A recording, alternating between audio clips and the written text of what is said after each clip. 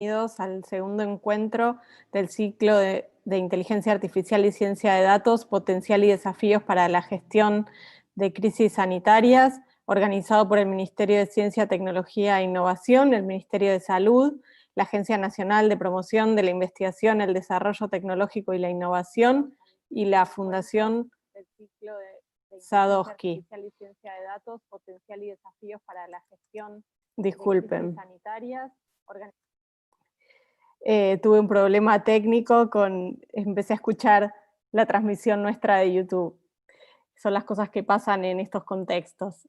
En este segundo encuentro, que se titula Nuevos desarrollos argentinos en inteligencia artificial y ciencia de datos frente al COVID-19, vamos a tener un panel integrado por varios proyectos que estuvieron trabajando durante la pandemia en el desarrollo de herramientas de inteligencia artificial y ciencia de datos.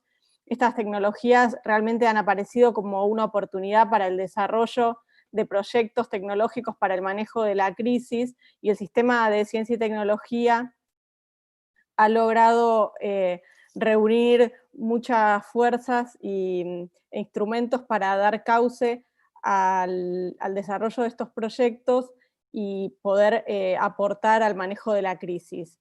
El objetivo de estos encuentros en general, que hoy, como les decía, tenemos el segundo y nos quedan otros 3 por delante, es poner en discusión, poner sobre la mesa una diversidad de actores, de iniciativas, de instituciones que puedan elevar el nivel de la discusión acerca de estas herramientas tecnológicas y de su utilidad para el manejo de las crisis sanitarias.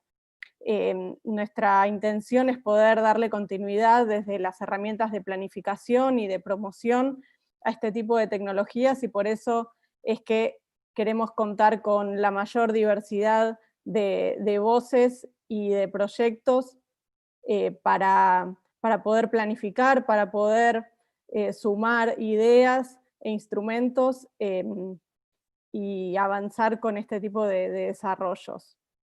El jueves pasado tuvimos un primer encuentro que se denominó Herramientas TIC aplicadas a la gestión inteligente de salud, donde contamos con la coordinadora de telesalud del Ministerio de Salud de la Nación, con el trabajo que hacen en historias clínicas en 3 provincias, en La Rioja, en San Juan y en Neuquén, y también contamos con la experiencia del Hospital Italiano, que tiene una larga trayectoria en transformación digital y es un referente nacional en este sentido.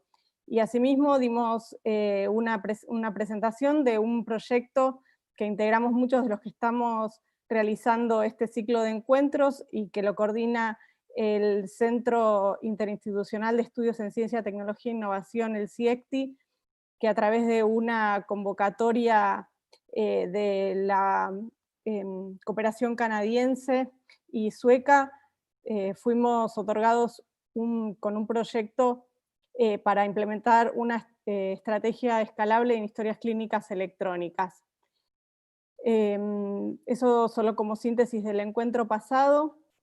Quiero darle la palabra a Fernando Peirano, el presidente de la Agencia Nacional de Promoción de la Investigación, el Desarrollo Tecnológico y la Innovación, que va a dar apertura al encuentro del día de hoy.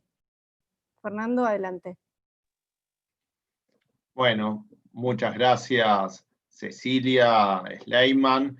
La verdad que un gusto ver cómo se está desarrollando este encuentro en este entorno virtual, pero también un entorno multitudinario. Nos permite ser más digitales y eso es sinónimo de ser mucho más federales. Y hoy nos están acompañando desde todo el país y eso realmente es una satisfacción para nuestra idea de desarrollo económico, de integración social.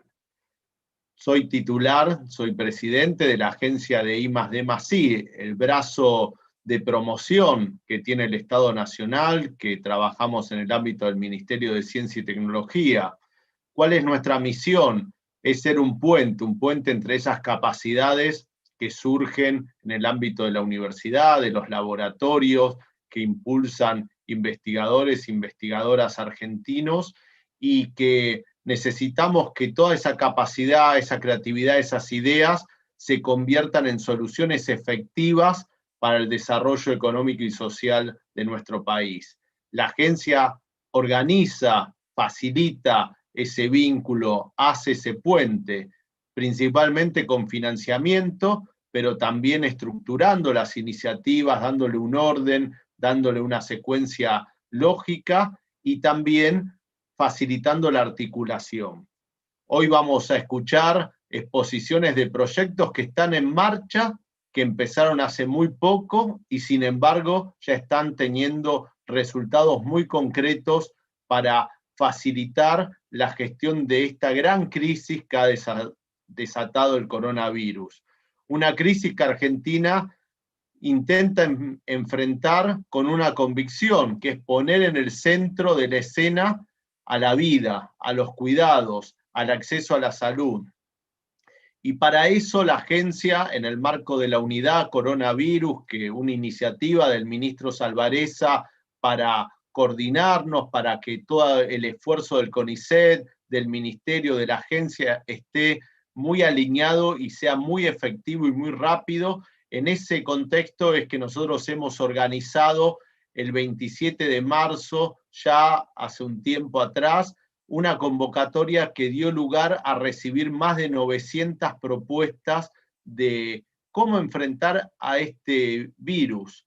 Efectivamente, las propuestas eran propuestas de cómo enfrentarlo porque lo hicimos en el formato problema-solución. Definimos el problema que genera el coronavirus y lo tradujimos en 4 desafíos o retos. ¿Qué podíamos tener a mano para la prevención? ¿Qué podíamos tener a mano para el diagnóstico, el tratamiento y también para el monitoreo? Y esto es lo que quiero referirme. Recibimos 900 propuestas de todo el país para atender estos retos y un porcentaje muy grande fueron desde las ingenierías y en especial desde los que trabajan en software y en electrónica. Una pandemia es básicamente un gran desafío de información, de datos, cómo se despliega, a qué ritmo va, a dónde llega, cómo se irradia.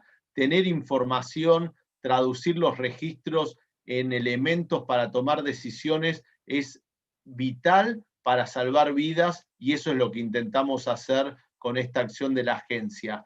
Facilitar el desarrollo de estas herramientas para que quienes están luchando con esto ahí en la primera trinchera, que es el sistema de salud, puedan contar con más elementos. Y para el ciudadano también, porque a todos nos interesa y nos ayuda saber los datos, ver cómo esto evoluciona. Y si le podemos poner a esa gestión de los datos un automatismo, algoritmos, una respuesta mucho más efectiva que la capacidad de análisis que puede tener un ser humano, estamos entrando en una dimensión ya no solo del orden y la disponibilidad, sino de la superación de capacidades.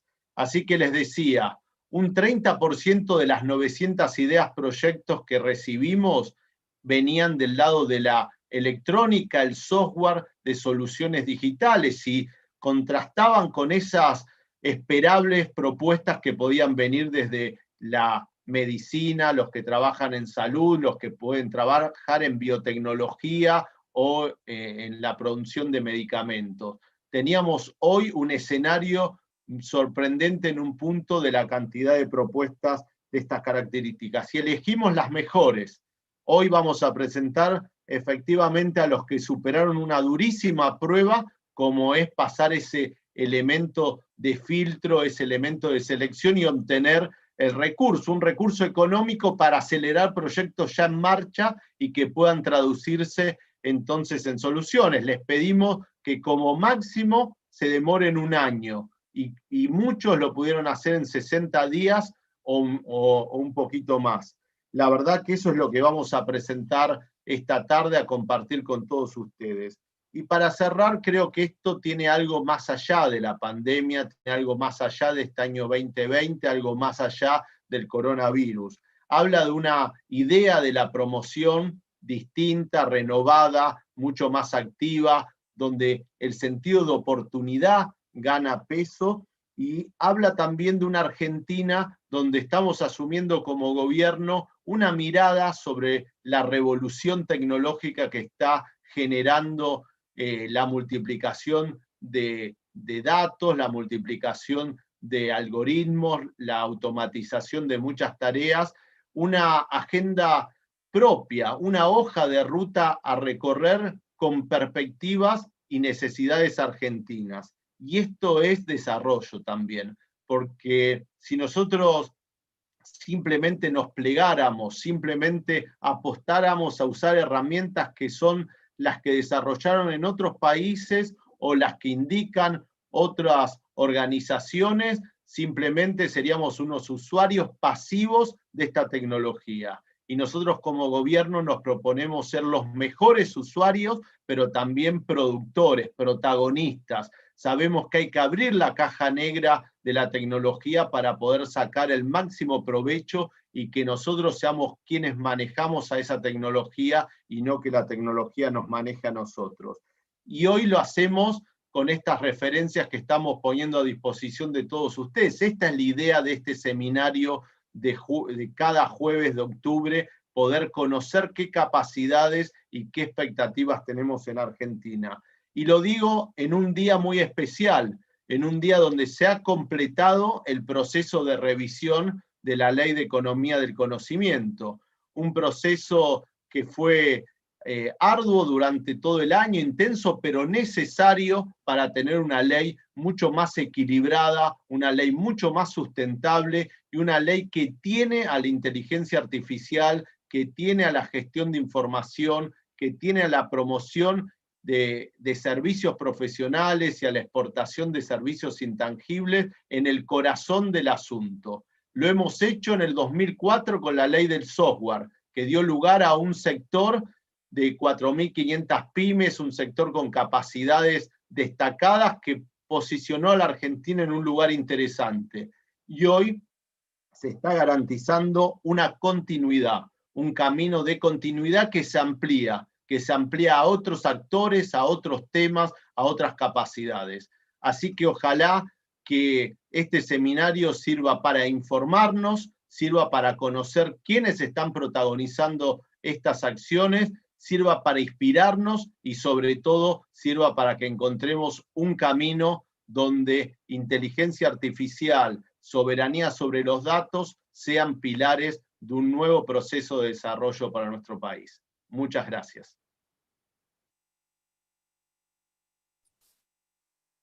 Muchas gracias, Fernando. Muy interesante y muy potentes tus palabras. Quería retomar esta idea de que no termina acá, esto no termina ni en una convocatoria ni en el armado de un seminario, sino que son temas que tanto desde la planificación, el planeamiento, como desde la promoción los vamos a seguir acompañando, y en ese sentido, retomando también los comentarios que hubo en la sesión del jueves pasado,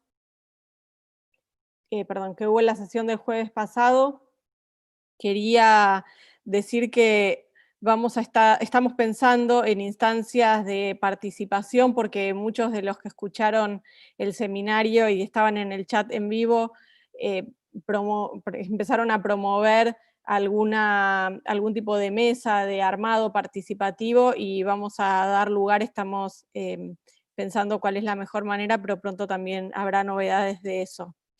Quiero pasarle ahora sí, para dar comienzo al panel, la palabra a Laura Toledo, directora del Fondo Nacional Sectorial dentro de la agencia I+D+I. Gracias, Cecilia. Buenas tardes a todos y a todas. Es un placer para mí acompañarlos y acompañarlas en esta jornada de presentación, en este espacio de diálogo que se abre para que los protagonistas y las protagonistas de cada uno de estos proyectos innovadores que comentaba Cecilia, que comentaba Fernando, tengan una oportunidad para compartir y para seguir nutriendo en relación a la trama que sostiene, como decía previamente, la atención a la crisis sanitaria basada en datos y basada en tecnología.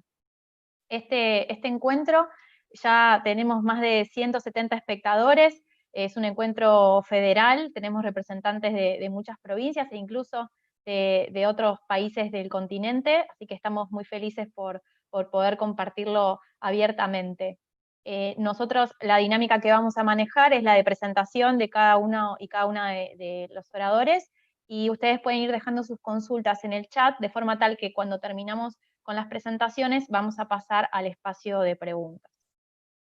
En particular, lo último que quiero decir es que esta convocatoria fue una convocatoria muy especial porque la agencia en su conjunto y a través de la unidad COVID-19 puso y concentró todos sus esfuerzos para poder sacar estas herramientas en tiempo récord, ¿sí? Y nosotros, como bien comentaba Fernando, empezamos a ver los frutos y eso es lo que queríamos priorizar, apuntar para derribar todo lo que supone, las dificultades que supone la pandemia.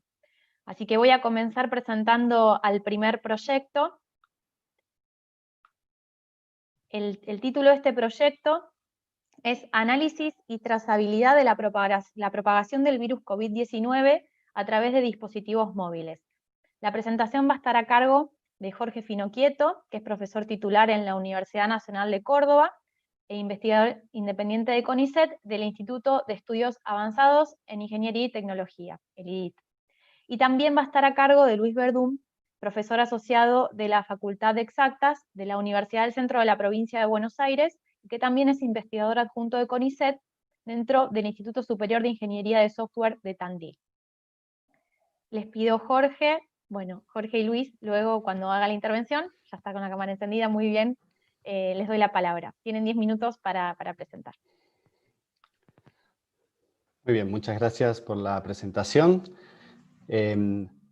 Este proyecto es un proyecto, como bien comentaban, un proyecto conjunto entre varias instituciones, incluso distanciadas, así que también está siendo un desafío muy interesante llevar adelante un proyecto entre estas instituciones. En particular, este proyecto trata sobre la trazabilidad del COVID-19.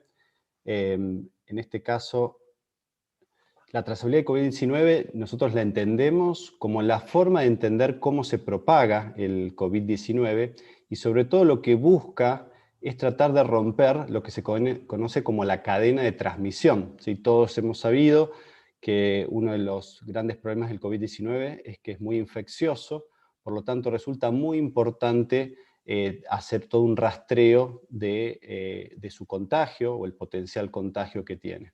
Por lo tanto, creo que lo podemos resumir en 3 palabras o preguntas. La primera, que muchos conocemos, que es conocer quién se ha contagiado, dónde está el COVID-19, lo cual generalmente se recurre a algún tipo de prueba de laboratorio.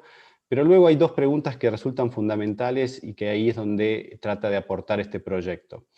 La primera es, ¿dónde estuvo? ¿Quiénes pueden haber sido los que se hayan contagiado? Esto se conoce y por ahí han escuchado como rastreo de contactos y es actualmente un procedimiento que se realiza de manera manual a través de personas que se llaman rastreadores y en el cual se trata de obtener la información de quiénes pueden haber entrado en contacto con el que ha contraído el virus y esta información se recolecta a través de entrevistas. Recordemos que el concepto de contacto, el cual es un concepto que incluso está evolucionando, está definida como la proximidad entre personas por un tiempo, ¿sí? Hoy la Organización Mundial de la Salud lo define como una distancia de 2 metros o menos por un tiempo de 15 minutos. Sin embargo, este es un concepto donde siempre existe un riesgo entre 2 personas de contagiarse. Donde estuvo entonces nos permite saber y actuar de manera rápida, ¿sí? Para tratar de cortar la cadena de transmisión y eventualmente aislar a aquellas personas que pueden haber contraído el virus, obviamente antes que presenten síntomas, el mejor de los casos, y sobre todo antes de que ellas mismas puedan contagiar a otros. Pero también existe otra pregunta que es entender hacia dónde se mueve, ¿sí? O cuáles son las zonas o las personas que podrían a futuro, contagiarse, lo cual nos habla de otro aspecto, que es la movilidad, ¿sí? Muchas veces la movilidad de personas, según cuáles sean las condiciones de restricción que haya, van a determinar, ¿sí? Cómo se va a propagar. Por lo tanto, el proyecto principalmente busca cómo obtener esa información, ¿sí? Y la particularidad del proyecto es hacerlo a través del uso de dispositivos móviles. En primer lugar, hoy la gran adopción que tiene el dispositivo móvil, y estamos hablando principalmente de los celulares, los teléfonos inteligentes, hace que todas las personas en general llevan consigo un dispositivo de este tipo, sea en cualquier ambiente, sea cuando están en sus casas, cuando van a trabajar, cuando se mueven, quizás incluso en los encuentros sociales, cuando se reúnen con otras personas, o incluso cuando van por ahí a negocios a hacer algún tipo de pagos. Todo esto hace que el dispositivo móvil se ha transformado, digamos así, en un espejo de nosotros y de nuestra movilidad y de con quienes nos vamos entrando en proximidad durante todo nuestro tiempo. Por lo tanto, la hipótesis que un poco planteaba este proyecto era obtener y analizar la información que nos pueden ofrecer estos dispositivos para responder justamente a estas dos preguntas: con quiénes puedo haber entrado en contacto y eso representar un riesgo, lo cual podemos definir como la proximidad, y también dónde puede haber sido eso o dónde puede ser que haya un riesgo de transmisión de, en este caso, del COVID-19. Por lo tanto, una de las primeras necesidades que surgen es detectar la proximidad entre las personas. Y acá es donde entra un poco el juego de la tecnología. Esto es algo bastante innovador, en particular esta pandemia, que es utilizar los dispositivos móviles como detectores de proximidad entre las personas, obviamente bajo la suposición de que las personas se mueven con estos dispositivos. Esta es una solución que ha sido propuesta, bueno, no solo en el marco del proyecto, sino a nivel mundial. Existen numerosos proyectos que se están desarrollando, tratando de resolver e investigar esta problemática y llegar a una solución concreta y confiable y segura. Incluso ha habido grandes empresas como son tanto Google y Apple que están trabajando en este tipo de tecnología, incluso han hecho alianzas para desarrollar este tipo de tecnología. La solución en general se basa en utilizar entonces los dispositivos móviles para detectar de alguna manera la distancia y por cuánto tiempo han permanecido en cierta proximidad. La información se puede obtener principalmente de dos tipos de fuentes.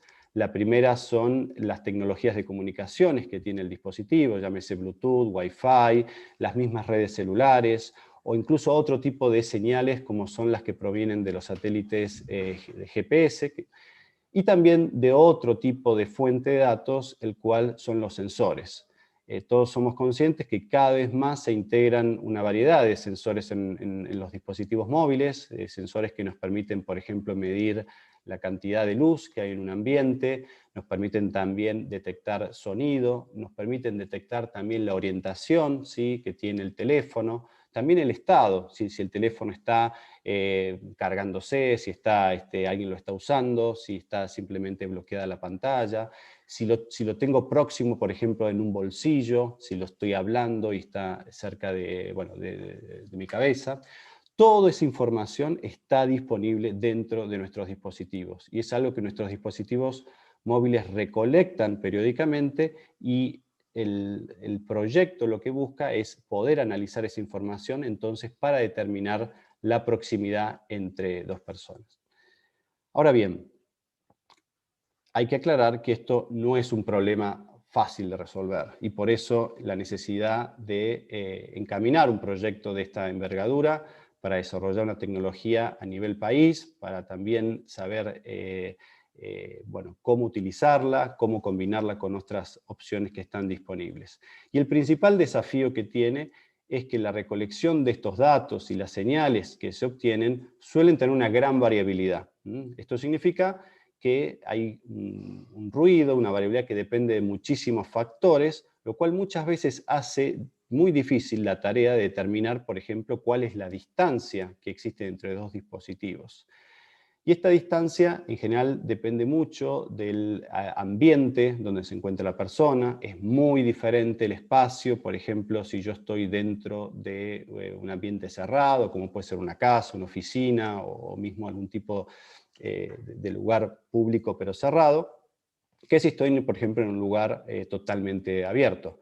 También sabemos que dentro del marco del COVID-19 existe una gran diferencia en cómo puede ser el riesgo de contagiarse en estos lugares. Por lo tanto, esto pasa a ser muy importante tener, por ejemplo, una mayor exactitud cuando estamos en ambientes cerrados, en los cuales por ahí, si no están bien ventilados, el nivel de contagio es mucho mayor. Y, Jorge, sí. quedan 2 minutos. Bueno, perdón. Bueno, esto requiere entonces también utilizar y fusionar otros datos. Voy a dar pie entonces al próximo desafío. Bueno, yo voy a ser cortito para resumirlo en 2 minutos. El siguiente desafío por ahí es más conocido, que es cómo se mueven las personas y cómo esto lo puedo registrar. Y en ese aspecto nosotros hemos trabajado en lo que es detectar las rutinas de las personas. ¿Qué significa eso? Tratar de que el mismo dispositivo, como decía Jorge recién con los sensores, sea capaz de producir ese conocimiento dentro del dispositivo, es decir, la rutina por dónde anduvo y también predecir a dónde puede llegar esa persona para hacer servicios basados en contexto. Pasamos a la siguiente, así Jorge, así puedo mover ahí rápido. Bueno, la idea de nuestra era una plataforma integral donde no solamente se registre, sino se puedan proveer un conjunto de servicios que sirvan para la adopción de la plataforma, para que el usuario pueda usarla y a la vez, ¿qué le estoy dando al usuario? Centrarnos en el usuario, en la persona, que recibe él también. En ese sentido, bueno, entre notificaciones, avisos, coordinar la asistencia entre voluntarios, todo lo que sea noticias oficiales, además de el registro y toda la información útil que podemos proveer. De la inversa, así en la siguiente, lo que vamos a lograr nosotros es, con esta información, que por ahí lo van a ver, creo que Enzo también en la siguiente filmina va a mostrar algo, es cómo el movimiento me determina qué políticas o qué decisiones yo puedo hacer. 2 segundos y lo termino, Laura. Y la idea es, puedo detectar focos, puedo predecir el comportamiento, puedo ayudar en la toma de decisiones, puedo saber las zonas de tránsito y demás con ese movimiento. Un ejemplo muy cortito, el gráfico de abajo, es con los voluntarios que teníamos antes y cómo se ve la caída de movimiento a partir del inicio del aislamiento. Esa es la cantidad de visitas diarias promedio de los usuarios y cómo el aislamiento lo fue aplacando a medida que fue avanzando el tiempo. Entonces, todo esto nos lleva a predecir a dónde va y predecir cómo se va a comportar toda la persona y cómo yo puedo utilizar ese conocimiento. Todo tratando de integrarlo en una plataforma que pueda proveer un paso más, centrarnos en el usuario también para este aspecto. Y bueno, voy a cortarlo ahí para no excederme más con el tiempo. Muchas gracias.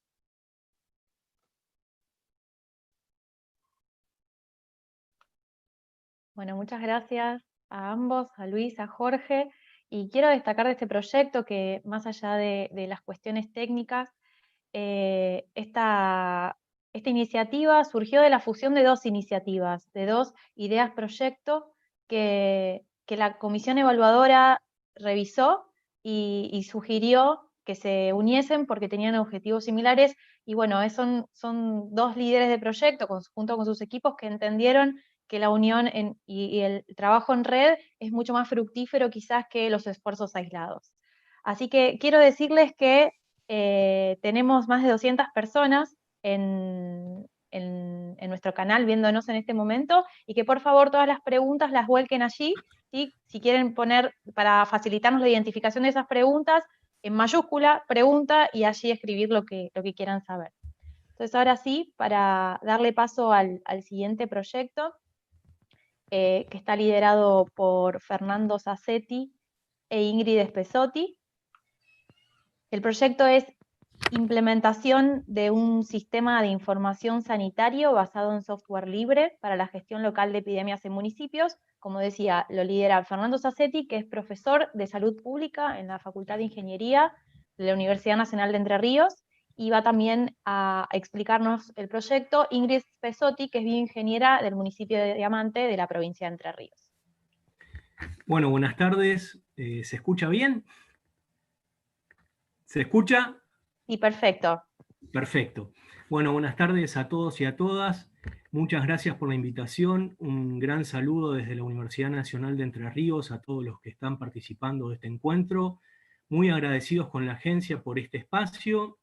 Y bueno, contarles que este proyecto es un proyecto colaborativo con 2 municipios que son vecinos de nuestra facultad, y que bueno, empezamos a trabajar en este contexto de epidemia y de pandemia, y teníamos que pensar cómo desarrollábamos tecnologías que ayuden a gestionar la epidemia en los municipios, porque bueno, entendemos que los municipios son ese espacio donde está la población y donde también hay organizaciones, que están las organizaciones de salud, de educación, los clubes, que pueden aportar al abordaje de los problemas sanitarios que tenemos.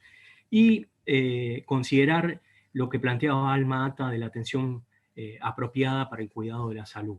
Si nosotros vamos hoy a los efectores de salud, todas las mañanas muchos trabajadores de salud van a reportar sus datos en cuadernos y en hojas, y bueno, ese es un problema que lo tenemos que considerar y tener en cuenta a la hora de pensar sistemas para abordar estos fenómenos que son epidémicos.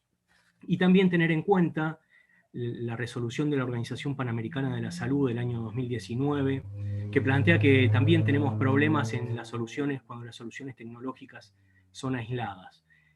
Bueno, en nuestro país tenemos grandes aportes, trabajos hechos del 2008 con el Sistema Integrado de Información Sanitario Argentino y con la Estrategia de Salud Digital, que bueno, ya hay una política desarrollada en función de cómo gestionar y manejar datos en salud, y que fueron aportes y que permiten pensar mejores soluciones para atender los problemas de salud de nuestro pueblo. También desde la Organización Panamericana de la Salud se proponen las salas de situación para el cuidado de la salud, que permiten un abordaje integral y intersectorial de los problemas de salud, y creemos que cuando tenemos este tipo de epidemias, no solamente alcanzan con los efectores que tiene el sistema público, sino que es necesario aportar, todas las organizaciones pueden aportar algo, y también tenemos la experiencia de las salas de situación de H1N1. Básicamente lo que hace una sala de situación es reunir datos, procesarlos y tomar intervenciones basadas en esos datos, y también brinda información para comunicarla.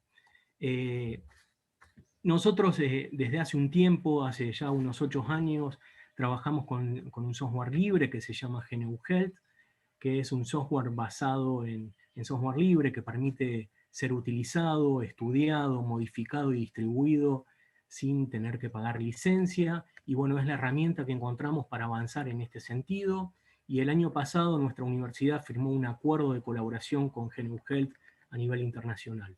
También desde hace tiempo nos reunimos a formar y a trabajar con un grupo de personas para el desarrollo de este tipo de herramientas. Nuestros proyectos, llegamos acá porque hubo sponsores anteriores, que estuvo la Universidad Nacional de Entre Ríos, que financió varios proyectos de extensión, como los pueden ver ahí, el Consejo Interuniversitario Nacional, y uno de los últimos proyectos, el Instituto Nacional del Cáncer, que pudimos trabajar y abordar y pensar los datos para la salud con la doctora Natalia Luzardo del Instituto Gino Germani, pensando de cómo los sistemas de información nos ayudan a cuidar de una forma integral la salud de nuestra gente. Pensando en la prevención y en la promoción y en el cuidado, necesitamos tener información, y esa información en tiempos de pandemia tiene que ser en un tiempo oportuno. El poder utilizar estos sistemas de informaciones nos ayudan a pensar redes locales de información que estén integradas a la Estrategia Nacional de Salud, como lo decía la estrategia de la OPS, ya no podemos tener sistemas, soluciones aisladas, y bueno, y el tener redes locales, municipales, nos permite tener salas de situación que nos aporten datos para la generación de intervenciones en el campo de la salud y en el cuidado de la salud, y en la organización de nuestros efectores de salud. Previo a avanzar que la bioingeniera Spesotti hable de COVID, les contamos que Santiago y Marcelo, que son 2 enfermeros de la ciudad de Oro Verde, pudieron planificar la vacunación, priorizando grupos de riesgo y factores de riesgo y edad en la población, y también a partir del manejo de datos pudimos georreferenciar y optimizar los recorridos para que la vacunación domiciliaria fuera hecha de la mejor forma. En el contexto de la pandemia, la Facultad de Ingeniería formó un grupo para el apoyo en la emergencia, y en ese apoyo a la emergencia se desarrolló una aplicación. Ernesto Riedel, Juliana y Juliana desarrollaron esta aplicación Gemelli para hacer las rondas sociosanitarias de manera digitalizada, y así nos pudimos integrar con los equipos de salud que recorren el territorio, con el profesor Ulises Zapata en Diamante y empezar a recolectar esos datos que después pasan a formar parte de las salas de situación a nivel municipal y permiten tener mayores datos para la toma de decisiones. Bueno, le paso la palabra a la bioingeniera Spesotti. Bueno, nosotros estuvimos trabajando en Diamante, tenemos un hospital, que es el Hospital San José, que es el encargado de monitorear, hacer la detección y seguimiento de casos positivos. Entonces, cuando hubo un pico de contagios en un frigorífico, trabajadores de frigoríficos de la zona, se contagiaron, hubieron muchos casos en muchos aislados, entonces derivaron pacientes al SIC, que es en donde yo trabajo, para hacer monitoreo. Entonces acá surge la necesidad de poder tener esos datos accesibles, de poder obtener información de esos datos y de tener registradas esas llamadas. Para hacer ese diseño, hicimos un diseño de un módulo de contactos, de seguimientos, que evaluamos los criterios de casos sospechosos del Ministerio de Salud de la Nación. Hicimos una guía de preguntas para los monitores, en función de si tiene dolor de cabeza, si le duele la garganta, para que sea guiado el proceso de monitoreo de los pacientes con internación domiciliaria. A su vez, se planeó el tema de los roles y los permisos, no todos los usuarios ven todos los casos, se asignan casos a diferentes usuarios, y también se tuvo en cuenta lo que son los datos que requerían o solicitaban las autoridades. Después de la primera experiencia que tuvimos en el municipio de Diamante, en el SIC particularmente, nos comunicamos con gente del hospital, con autoridades y personal de salud, demostramos la herramienta, los primeros resultados que tuvimos, y empezamos a trabajar de manera colaborativa con lo que es el hospital. Que el hospital además trabaja con diferentes instituciones de salud del departamento de Diamante. Fer, pasá si querés. Los datos que están ahí en la imagen son datos ficticios de una base de datos de prueba que tenemos en un servidor de la facultad. Sí, Fer, siguiente. Bien, a su vez, después, digamos, el proyecto está avalado por el municipio de Diamante y el municipio de Oro Verde. Tuvimos una reunión con autoridades del municipio de Oro Verde, en el cual presentamos el módulo y lo que estábamos haciendo. Acordamos en trabajar en este módulo y en hacer los seguimientos a través de la plataforma, entonces hicimos las reuniones, hicimos capacitaciones virtuales y presenciales, hicimos asistencia para el cargado de los datos, en algunos casos nos conectamos de manera remota a los equipos de las personas y les ayudamos a instalar el cliente del sistema, a su vez le ayudamos con las primeras cargas de las primeras planillas, los primeros seguimientos de las primeras llamadas, y también facilitamos la adopción de la tecnología con la importación de datos que ya se encontraban registrados en otras planillas o en hojas que tenían las personas. Siguiente pregunta. Entonces, bueno, acá tenemos una de las capacitaciones que hicimos a nivel departamento Diamante, con representantes de diferentes instituciones de salud de Diamante, de la ciudad y del departamento, el proceso de adaptación y de uso del sistema. Estos hoy en día son los centros de salud del departamento de Diamante y de Oro Verde que están usando el sistema. Siguiente. A lo que me olvidé de nombrar es que además del módulo de seguimiento de contacto, lo que hicimos fue un módulo que es de enfermedades de notificación obligatoria, es digitalizar la planilla de CISA para poder cargar primero la planilla y después hacer la notificación a CISA. Ahora les cuento eso. ¿Cuáles fueron los primeros resultados de Diamante? Que estamos siguiendo 331 casos, tenemos actualmente seguimiento, casos sospechosos, confirmados y contactos estrechos. Los confirmados son, bueno, 35, esos son los números.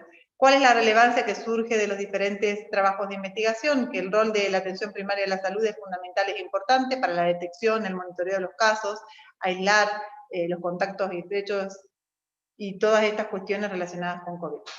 Ingrid, quedan 2 minutos. Perfecto.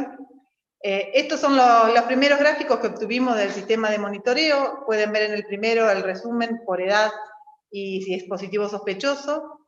Y en el segundo gráfico pueden ver la cantidad de casos por sexo y por rango etario. La siguiente. Esos gráficos sí son de datos reales. Las próximas actividades que tenemos, como les decía, desarrollamos en el sistema la digitalización de la planilla de CISA. Entonces, con esto nosotros vamos a disminuir la carga de información y la duplicación de esta carga, de manera que las personas puedan cargar estos datos directamente en el sistema y que la notificación se haga de manera obligatoria, la notificación que es obligatoria se haga de manera automática por un web service a CISA. Estamos trabajando próximamente en lo que es interconectarnos con el bus de interoperabilidad a través de un federador. También tenemos planteado realizar una sala de situación y un panel de COVID que nos otorgue datos para la toma de decisiones, y próximamente trabajar con Snowmed City y Receta Digital, que la normativa es reciente. La siguiente. Seguí vos. Bueno, este es parte del equipo de trabajo que desarrolla, que viene trabajando duramente, donde aparte del equipo de investigación tenemos gente que trabaja en los efectores de salud y en los municipios, y bueno, para nosotros es un enorme placer poder encarar este tipo de proyectos donde contamos con el apoyo, un staff de apoyo de la universidad, en todos los temas que tienen que ver con vinculación tecnológica. Tenemos informáticos, trabajadores de otras universidades, y bueno, es realmente gratificante poder llevar adelante este proyecto, y muchísimas gracias, y quedaremos para seguir conversando más adelante.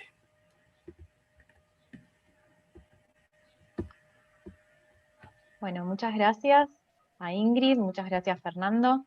El proyecto es una clara muestra de que la articulación del conocimiento en relación a necesidades concretas del sistema de salud generan soluciones que, como por ejemplo contaban la planificación de una vacunación, que va a ser tan necesaria cuando esté disponible la vacuna contra COVID, con lo cual, bueno, es de alguna manera una tranquilidad y un orgullo tener este tipo de iniciativas en nuestro territorio.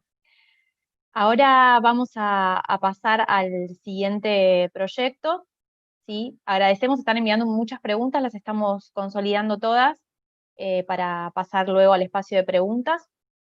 El proyecto que sigue se denomina Big Data y experimentos masivos para la síntesis de información en tiempo real sobre el impacto del COVID y las medidas para su contención en la población. Esto va a ser presentado por Enzo Taliasucchi, que es investigador de CONICET, del Instituto de Física de Buenos Aires, y es profesor también del Departamento de Física en la Facultad de Ciencias Exactas de la UBA, y Carla Pallavicini, doctora en Física con ingreso aprobado como investigadora de CONICET en FLENI. Bueno, ahí está Enzo, ya lo estamos viendo, así que le dejo para que haga su presentación. Muchas gracias, es un placer estar acá. Yo soy Enzo Taliasucchi, voy a hacer esta presentación junto con mi colega Carla Pallavicini, con quien dirigimos un laboratorio de neurociencia cognitiva en la Universidad de Buenos Aires, en el Departamento de Física, y junto con otros laboratorios del Departamento de Física, más laboratorios del Instituto de Ciencias de la Computación de la Universidad de Buenos Aires y la Universidad Torcuato Di Tella, proponemos el proyecto que llamamos Big Data, experimentos masivos para entender el impacto de COVID-19 en el bienestar humano. Voy a empezar con una nota apenas personal, que es que cuando empezó lo que está pasando hoy, la pandemia a principio de año, yo estaba, por supuesto, como las demás personas, preocupado por la situación sanitaria, es decir, estaba preocupado por que yo, o que mis seres queridos, o que en general la población se contagie el virus, pero cada tanto escuchaba en la radio algún experto hablar sobre los problemas que podía causar esto en salud mental, y no me podía imaginar del todo bien dónde estaban esos problemas y cómo iban a ocurrir. Era como algo lejano, digamos, en el tiempo, era algo como que estaba en un segundo plano. Y yo lo que siento es que a medida que está avanzando la situación a lo largo del año 2020, cada vez cobra más relevancia el problema de la salud mental y el bienestar, ¿no? Es como a principios del año estábamos todos de alguna forma más relajados en ese sentido, y hoy por hoy, digamos, si bien intentamos mantener la calma, digamos, concentrándonos en lo crítico que es la situación sanitaria, todos estamos un poco mal. O sea, esa es la realidad. O sea, es difícil encontrar a alguien que no te diga, me siento un poco mal, no me siento bien. A veces hay personas que están, digamos, que incluso tienen que recurrir a tratamientos, otros no necesariamente, pero de todas formas es difícil encontrar a alguien que diga, me siento pleno y óptimo en medio, ¿no?, de la situación que está ocurriendo. Entonces, lo que nosotros proponemos en este trabajo es utilizar grandes volúmenes de datos de distintas fuentes para cuantificar en concreto esa cosa un poco nebulosa que quiere decir, no me estoy sintiendo bien. Es decir, y eso es un desafío muy interesante y es diferente al desafío sanitario, por ejemplo, en el cual se puede cuantificar con números el avance de una enfermedad. Esto es diferente, no tenemos una idea muy clara de en qué sentido no nos sentimos bien, y tampoco tenemos una idea muy clara de las consecuencias, porque las cosas que están pasando son únicas. Es la primera vez que muchos de nosotros nos encontramos en estas situaciones. Y lo que sentimos, las cosas que la gente reporte, que nosotros conocemos en primera persona, son cosas como, bueno, los problemas del aislamiento social, al revés, en ciertos casos si hay hacinamiento, la falta de privacidad, por supuesto el miedo ante el contagio, la incertidumbre ante lo que va a pasar, la pérdida de hábitos y rutinas en muchas personas, el exceso de información, o lo que es peor, desinformación, noticias falsas y demás, la polarización que hay en la sociedad, lamentablemente, respecto de lo que es el efecto de la pandemia y qué hay que hacer al respecto. Y por supuesto hay una discordancia entre lo que es la razón y la emoción, en el sentido de que, si bien la mayoría de nosotros entiende en primera persona qué es lo que corresponde hacer para, desde nuestro cada lugar individual, mejorar la situación sanitaria en general, al mismo tiempo sabemos que eso que tenemos que hacer es en detrimento de nuestro bienestar, hacer cosas que son naturales a cualquier ser humano, ¿no? Como por ejemplo tener cierto nivel de vida social y demás. Entonces, lo que nosotros proponemos en este proyecto es explotar grandes volúmenes de datos de distintas fuentes para caracterizar esto que está pasando, con el propósito de, primero, de generar una visión más o menos clara y cuantificable de la situación, y después, por supuesto, hacer proyecciones e informar a tomadores de decisiones respecto a cómo será el futuro, incluso cuando termine la pandemia, que como todos sabemos en algún momento terminará, hay que olvidarse, y qué hacer en ese momento. Entonces, nosotros nos enfocamos en dimensiones distintas que hacen en su suma a ese constructo que yo llamo el bienestar humano. Una es el comportamiento de la gente, la dimensión emocional, la dimensión cognitiva, y una dimensión que tiene que ver con las creencias de las personas y la información que reciben. Y el objetivo principal de nuestro proyecto es tomar toda la información que podamos. Cuando hablo de grandes volúmenes de datos, me refiero a algo que es intrínsecamente a nivel nacional, a nivel federal, poder generar información que sea útil y accesible en lo que nosotros de momento estamos llamando un observatorio de bienestar humano, que es esencialmente un sitio donde las personas pueden entrar y de forma interpretable analizar esta información, y al mismo tiempo las personas, los investigadores o médicos o epidemiólogos que necesiten usar esta información como insumo, puedan también bajarla y tratarla como información accionable. Entonces voy a dar ejemplos de estas dimensiones, y después cuando nos encontremos seguramente en un momento futuro, ya les voy a poder mostrar más cómo sería este observatorio de bienestar humano funcionando. Pero les voy a mostrar ahora cómo son las distintas fuentes de datos que trabajamos y qué tipo de cosas podemos aprender sobre lo que está pasando procesando esas fuentes de datos. No es una única fuente de datos, sino que trabajamos con distintas fuentes. Por ejemplo, este es un trabajo en el cual lo que nos preguntamos es cómo cambia la rutina de las personas. ¿Qué es lo que pasó antes y después de la cuarentena en relación a los hábitos de la persona? Y usando de forma inteligente, por ejemplo, la actividad en redes sociales. Esto es la actividad, en este eje, digamos, la actividad en distintas horas del día, en las 24 horas del día en la red social Twitter. Podemos comparar, por ejemplo, cómo es esa actividad en un día laboral y un día que es un fin de semana. Y lo que vemos es que el fin de semana está corrido a la derecha, es decir, que hay un retraso, digamos, de actividad diaria el fin de semana. Las personas se levantan más tarde, se van a dormir a horas más altas de la noche y demás. Y en 3 días típicos, antes de que comience la cuarentena, observamos acá ese pequeño retraso que es clave, ¿no? Que indica que hay un comportamiento distinto. Después de la cuarentena, los días típicos post-cuarentena se ven así, se ven idénticos. Eso lo que quiere decir es que, al menos en la información que estamos relevando en esta red social, que es considerable, porque analizamos alrededor de 250.000 tweets por día, observamos que hay una pérdida de rutinas, cambios en hábitos alimentarios, probablemente ciclos de sueño. Eso es algo que inferimos a partir de esto. No es que estamos demostrando que va a ocurrir, pero sospechamos que puede ocurrir. Entonces, con esta información, vamos a correlacionar esta información con otras fuentes de datos para entender qué quiere decir, ¿no? Lo que nosotros llamamos en chiste a veces el síndrome del día de la marmota. Esto es una comedia, en la vida real no es gracioso, por supuesto, sino es esa sensación un poco alienante que todos los días en el fondo son el mismo, son muy parecidos. Otra cosa que estudiamos es la movilidad humana, para entender cómo puede relacionarse la dificultad para, digamos, la movilidad reducida naturalmente, ¿no? Por consecuencia de las medidas de salud pública, con el bienestar humano. Tenemos de momento análisis hechos para lo que es Cava y los alrededores. Tenemos redes construidas por flujo de dispositivos.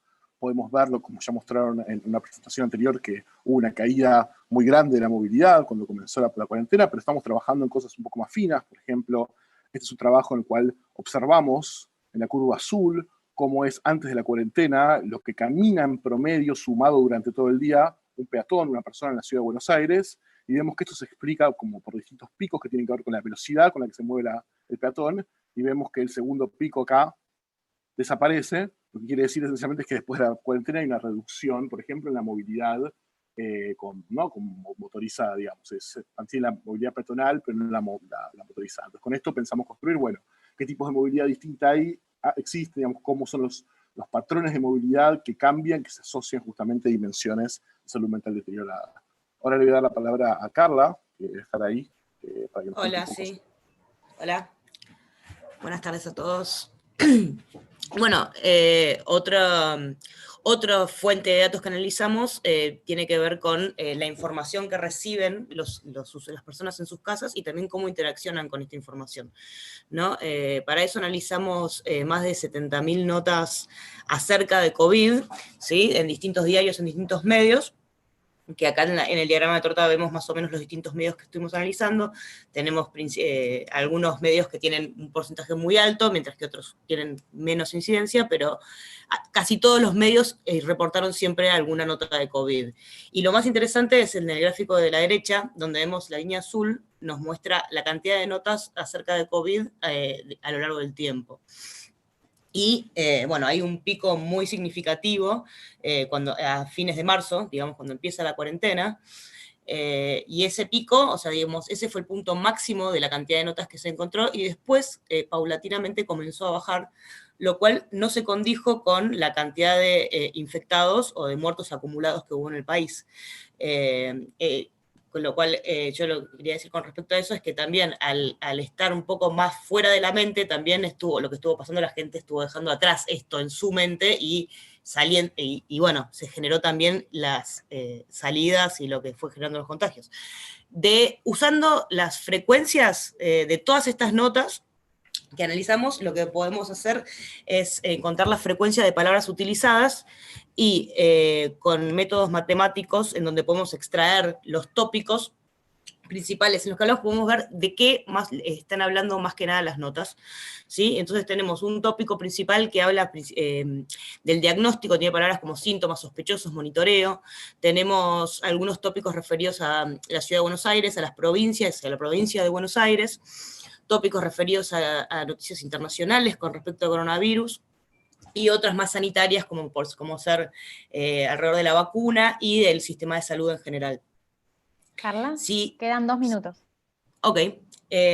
Si analizamos la dinámica de estos tópicos, o sea, cuánto peso tuvo cada uno de estos tópicos a lo largo del tiempo, en los distintos meses, a partir de febrero, lo que vemos es que, por ejemplo, sanitario y economía siempre estuvieron, digamos, dentro de lo que más se habló en las noticias, pero, por ejemplo, si se fijan en el verde, que es internacional, vemos que hay una gran importancia de ese tópico hasta marzo, que es cuando empieza en Argentina a pesar más la cuarentena y empieza a hablarse mucho más del país, entonces ahí baja. Por ejemplo, y el tópico que tiene que ver con el presidente de la nación, vemos que tiene subidas y bajadas que están asociadas con las cadenas nacionales y en donde se anunciaron extensiones de la cuarentena o distintas medidas que se llevaron a cabo en el gobierno. Por último, esto es una información muy interesante porque ya habla de la interacción de las personas con las noticias. Porque lo que estamos viendo acá en este gráfico, este gráfico de puntos y líneas se llama grafo y lo que y se usa para mostrar relaciones entre distintas cosas. Cada punto en este gráfico tiene que ver con una noticia relacionada a COVID, que están pintadas por el medio en el que fueron publicadas. Y están conectados por las personas que compartieron esta noticia en Twitter. O sea, si una persona compartió una noticia en Twitter y después compartió otra noticia en Twitter, esa persona está uniendo esas dos noticias con una línea en este gráfico. Y lo que encontramos es que se generan dos comunidades de compartir las noticias. Una que tiene medios como Página 12 y El Destape, y otra que tiene medios como Clarín, La Nación, Infobae, y también hay nodos grandes como este muy importante que está afuera, que está como en el borde de las comunidades, que fue compartido por mucha gente, pero no de una comunidad en particular, que tiene que ver, por ejemplo, con una cadena nacional.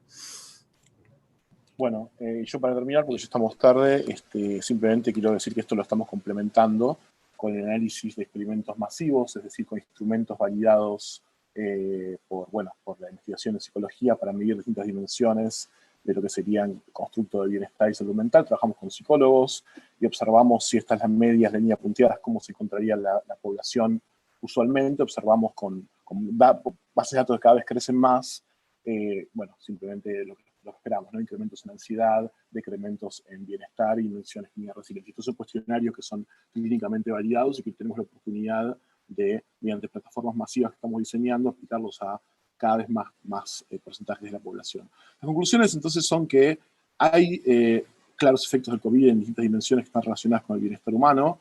En todos casos, el denominador común es que tomamos distintas fuentes de datos y trabajamos en incrementar el volumen y alcance geográfico de las mismas. El objetivo es cruzar, correlacionar los datos y generar conocimiento emergente a partir de esto, que nos implica entender por qué, cuáles son los factores principales detrás de las dificultades que tenemos mentales, y comportamentales para transitar la pandemia.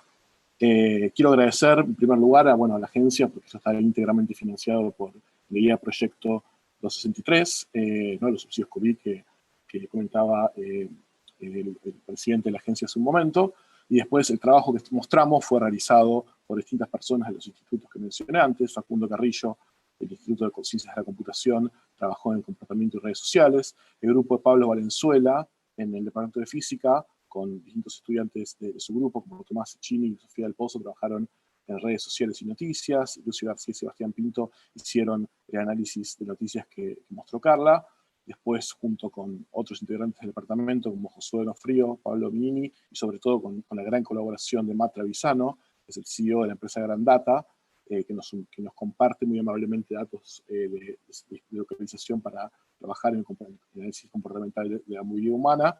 Y por último, Federico Cabana, que es un miembro de mi laboratorio, que es además un psicólogo clínico, con quien estamos trabajando junto con los chicos del colectivo de ciencia y divulgación El Gato y la Caja, para hacer lo más extensivas posibles las evaluaciones de bienestar psicológico y entenderlas en contraste con las otras dimensiones que mencioné anteriormente. Bueno, este es mi contacto y muchas gracias por escucharnos.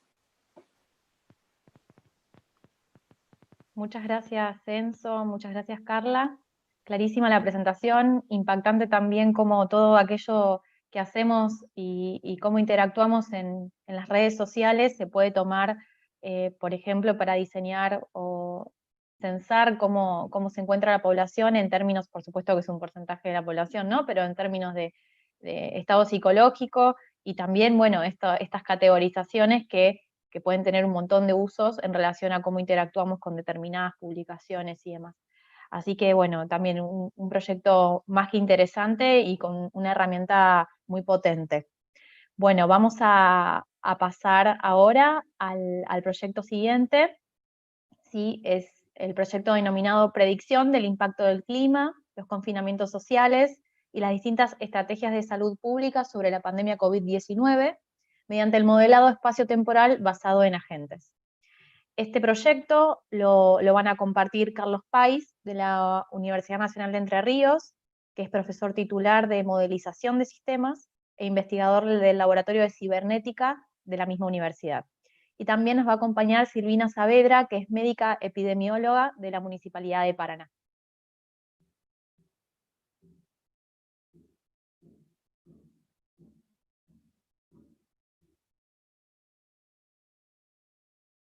Carlos, Silvina, cuando quieran.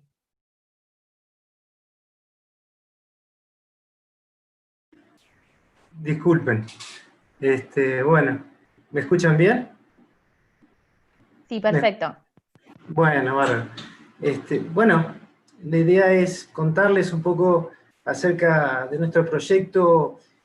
Esto digamos, ustedes están casi todos bastante cansados de escuchar acerca de aquellos proyectos matemáticos que nos permiten predecir el R0, el tiempo de duplicación de casos y demás. Bueno, en nuestro caso, nuestro modelo viene por otro lugar. Se dice que nuestro modelo, el que les voy a presentar ahora, es un modelo de grano fino, digamos. Nosotros pensamos que en vez de plantear el sistema global, digamos, epidemiológico, planteamos desde su base, digamos, desde las personas. Entonces nosotros representamos en la computadora objetos, agentes para nosotros. Cada agente es una persona con sus costumbres, su movilidad, como vienen diciendo en el resto de los proyectos, sus contactos interpersonales y demás. Así que este es el diferencial de nuestro proyecto. Bueno, el grupo es un grupo grande, interdisciplinario. Hay desde alumnos de bioinformática, de bioingeniería, hasta el director de un laboratorio de un instituto de CONICET, doctor en ciencias políticas, licenciados en ciencias políticas. Así que el grupo es bastante amplio, porque en realidad es un proyecto interdisciplinario. Veníamos trabajando en dengue cuando empezó todo esto de COVID. Bueno, hicimos el cambio hacia allí, y bueno, entonces el grupo viene trabajando desde allá. Entonces, explicándoles un poquito qué es esto del modelo basado en agentes. Bueno, en realidad, cada agente tiene adentro suyo, digamos, como dos grandes dinámicas. Una es la propagación del virus adentro de su organismo, y la otra es la propagación del virus entre los huéspedes o los distintos agentes, las distintas personas. Entonces, eso sería la transmisión entre los huéspedes. Nosotros tenemos en cuenta, como vienen contando de los proyectos anteriores, mucho la movilidad de las personas, su localización. Para nosotros es importante, se sabe el efecto que tiene, por ejemplo, el clima, el tipo de hogar, dónde está situado, el trabajo, en qué trabaja la persona, qué estudia. Y bueno, todo esto se localiza geográficamente a través de georreferenciación. También son muy importantes para nosotros las relaciones interpersonales, las relaciones entre las personas. Acá hay gente que es muy propicia para pasar el virus, entonces juegan roles particularmente importantes en nuestro modelo. En cuanto a la propagación del modelo del virus dentro de las personas, bueno, tienen que ver los factores de riesgo. Esto está muy estudiado. Todos sabemos que tener más de 65 años, por ejemplo, es un factor de riesgo. Y el beta, la probabilidad de contagio, la velocidad en la cual pasa del estado asintomático a infeccioso una persona, todo esto también se tiene en cuenta en nuestro modelo. Bueno, como verán, es un modelo que tiene muchos parámetros, y todo lo que es el ajuste de parámetros es un challenge, un punto importante en nuestro trabajo, porque son muchos y es un sistema muy no lineal. Entonces, bueno, voy a empezar a contarles por ahí cómo hicimos para adaptar estos parámetros. Bueno, empezamos encontrando datos en la bibliografía, datos fehacientes de corriente principal, publicación de corriente principal. Entonces, bueno, había reportado un pueblito chiquito de Italia, Bo, con 3.500 habitantes. Estaba todo muy bien reportado, cómo habían evolucionado los casos a lo largo del tiempo, y esto nosotros lo que tuvimos que hacer es copiar, digamos, las costumbres de estas personas, de este pueblito Bo, las estadísticas poblacionales, las costumbres sanitarias que tenían allí, para tratar de que nuestro modelo funcione como Bo, y de esa forma obtener los parámetros principalmente epidemiológicos. Luego hicimos lo mismo con una ciudad chiquita de España, Hoyo de Manzanares, 8.000 habitantes, parecido a nuestro Oro Verde, nuestra ciudad universitaria, donde está emplazada nuestra facultad de Ingeniería y Bioingeniería. Y por último testeamos contra una ciudad argentina, debido a que, bueno, sabemos que tenemos costumbres distintas respecto de Europa principalmente, y esto hizo que termináramos de cerrar todo lo que es el conjunto de parámetros principalmente vinculados a la cuestión epidemiológica. Bueno, el próximo paso fue obtener resultados para Oro Verde, nuestra ciudad universitaria, y bueno, probamos distintas cosas, probamos más de 20 escenarios, y fuimos capaces de ver cómo era la evolución de la epidemia en nuestra ciudad universitaria, sin confinamiento, por ejemplo, y con distintos tipos de confinamiento. Por ejemplo, cuando hay, por ejemplo, confinamiento estricto sobre adultos mayores y personas con factores de riesgo únicamente, bueno, las muertes caen a prácticamente una o nula, digamos. Bueno, una vez que conseguimos hacerlo andar contra Oro Verde, y habiendo adaptado todos los valores de los parámetros, pasamos a hacerlo andar en Paraná, porque ese era el próximo paso de lo que propusimos a agencia. Entonces, para esto lo que hicimos fue focalizarnos primero en dos seccionales, dos barrios bien diferentes de la ciudad de Paraná, las seccionales 2 y la seccional 11. La seccional 2 es tipo centro, digamos, clase media, y seccional 11 con un predominio de gente en situación de pobreza, ¿no? Entonces, lo que hicimos fue buscar las estadísticas poblacionales de esos barrios, armar la capa GIS o de georreferenciación. Hicimos muchas encuestas, incluso con todos los protocolos y los cuidados necesarios, relevamos casi 500 encuestas en estos dos barrios, para saber las costumbres de movilidad y sociales que tenían los distintos barrios, porque vamos a ver que la dinámica de la enfermedad es distinta de acuerdo al barrio que miremos. Esto pasó, por ejemplo, en Provincia de Buenos Aires en azul, se estudia mucho. Bueno, además, y esto yendo más a lo nuestro, a lo técnico, REPAS, que es la herramienta con la que trabajamos, tiene herramientas justamente de algoritmo genético para poder terminar de adaptar los parámetros que faltaban. Bueno, y después respecto de movilidad, nuestro sistema, nuestro modelo tiene adentro un modelo oculto de Markov que nos permite ir traqueando, prediciendo cuál va a ser el próximo lugar donde la persona pueda llegar a estar y cuál va a ser la distancia en la que probablemente vaya a estar de otra persona, si es que siguió trabajando, o si está trabajando en su casa, o de acuerdo a las actividades que haga. Esto también un poquito lo macheamos respecto de Google. Google y Grand Data son fuentes de datos para nosotros respecto de movilidad. Bueno, Carlos, quedan 2 minutos. Perfecto. Yendo a los resultados, bueno, acá ustedes ven en la línea negra de esta gráfica está el reporte de camas de UTI de COVID-19, y estas son las salidas de nuestro modelo. Fíjense que el modelo sube y baja siguiendo las fases. Acá seguramente hubo una caída en la cantidad de contagios cuando pasamos a fase 3, y vuelve a aumentar un poquito cuando se pasa a fase 4, y al sistema para Paraná lo terminamos de adaptar con la cantidad de camas de UTI, que fue el dato más fidedigno que encontramos para nuestra zona. A partir de haber podido generalizar primero, adaptar el sistema para esos dos barrios, luego los generalizamos a todo Paraná, pudimos también predecir cuáles pueden llegar a ser los resultados epidemiológicos hacia adelante, en función principalmente de 3 escenarios, uno pesimista, uno realista y uno optimista.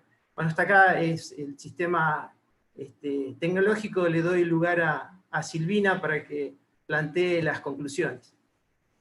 Bueno, ya Carlos dijo casi todo, pero bueno, se fueron haciendo los ajustes para conseguir que los resultados que obteníamos sean coincidentes con la información diaria que iba surgiendo sobre camas UTI ocupadas por pacientes COVID y demás. Lo mismo se logró que coincidan los datos de fallecidos y demás.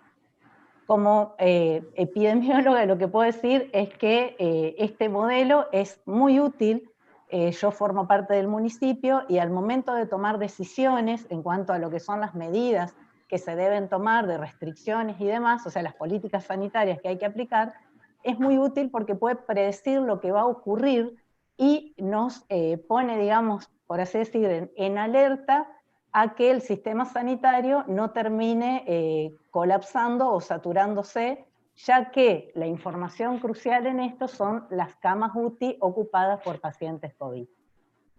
Eso es todo lo del modelo. Muchas gracias. Carlos. Sí, hasta ahí llegamos.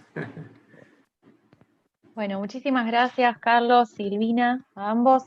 También herramientas cruciales, como mencionaba Silvina recién, para para un Estado que tiene que planificar, que tiene que proyectar, que habla de escenarios posibles y que donde no solamente, por supuesto, se juega la carga genética o el tipo de la población, sino también hablamos de cuestiones de idiosincrasia que son las que en definitiva terminan concretando la proliferación de los contagios, ¿no? Así que bueno, muy, muy interesante. Y ahora vamos a ir con el último orador, con el último proyecto, que es el proyecto que va a presentar Rodrigo Castro. Rodrigo, que es profesor y director del Laboratorio de Simulación en la Facultad de Ciencias Exactas y Naturales de la UBA, y es investigador del CONICET, del Instituto UBA-CONICET de Ciencias de la Computación. El proyecto que él nos va a compartir es proyección de tendencias y evaluación de escenarios de intervención para la epidemia COVID-19 en Argentina, también mediante modelado y simulación computacional. Rodrigo, todo tuyo. Bueno, muchas gracias. Voy a compartir la pantalla. Por favor, si me confirman que se ve bien.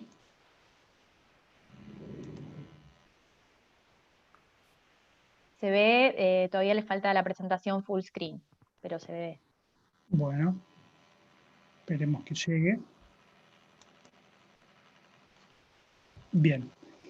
Bueno, muchas gracias a todos y todas y a las autoridades por la invitación. Es un placer y un honor estar aquí presentando algunos avances del proyecto.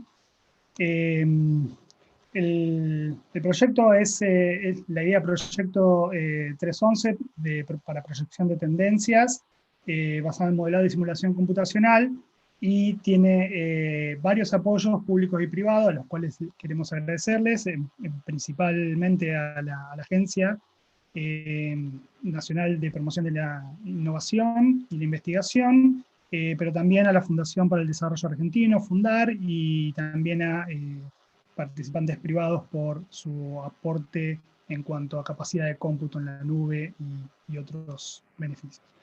Bueno, concretamente, nosotros encaramos la situación desde un punto de vista bastante ingenieril. Esto lo mencionaba Fernando Peinano cuando comenzó su apertura de la charla de hoy, mencionando alguna cifra particular que no recuerdo ahora, pero que era llamativa de la cantidad de proyectos que venían de la rama de la ingeniería, y efectivamente nuestro enfoque para trabajar con datos, modelos y simulaciones termina en un ciclo que asesora a la toma de decisiones para impactar en la realidad. Entonces miramos a la problemática como un ciclo donde tenemos el acceso y el tratamiento de los datos. Le decimos medir para conocer, pero el dato está desprovisto de estructura, de teoría. Para ello luego avanzamos a construir modelos sobre esos datos.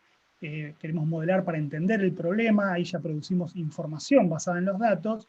Y luego la etapa en donde le damos, digamos, comportamiento o vida a esos datos para realizar proyecciones. Nosotros no hacemos predicciones, sino proyectamos para que el tomador de decisiones de política pública pueda conocer cómo serían ciertas opciones futuras en base a ciertas decisiones que se tomarían, y si se toman o si no se toman, porque no tomar una decisión también impacta en la realidad, la deja de seguir siendo como viene siendo, nuevamente va a afectar a los datos que vamos a medir dentro de un tiempo. Entonces esto es un ciclo que se repite.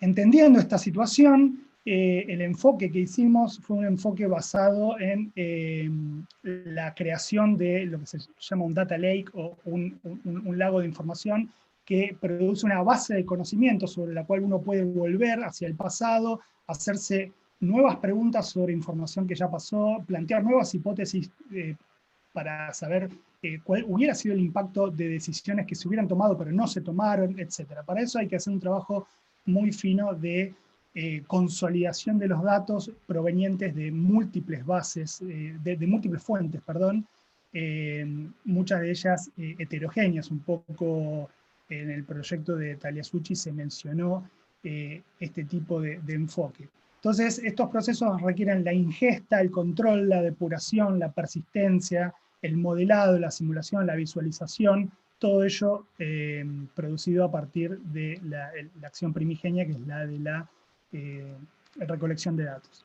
Bueno, uno de los productos, digamos, del proyecto es crear esto que le llamamos el pipeline de datos, modelos y simulaciones, donde tenemos fuentes heterogéneas, tenemos web services que tomamos datos del gobierno de la provincia de Buenos Aires, los datos que provienen de la Ciudad Autónoma de Buenos Aires, los datos que provienen públicos, ¿no?, del Ministerio de Salud de la Nación, y otros que no están mencionados acá, y los alimentamos a un proceso sistemático y repetible. El relojito este indica que esto se repite sistemáticamente cada día, automáticamente, pero también podemos hacer estudios o algoritmos o modelos o ingesta de datos manuales. Es una combinación de ambas cosas. Bueno, todo esto está orquestado a partir de un backend, de un sistema de cómputo repetible, y persiste toda la información en una base de datos que también va a proveer conexión para que sea consumible por otros actores que no sean los del proyecto. Cuando tenemos estos datos, los usuarios, que son los tomadores de decisiones, definen sus escenarios, sus posibles escenarios futuros.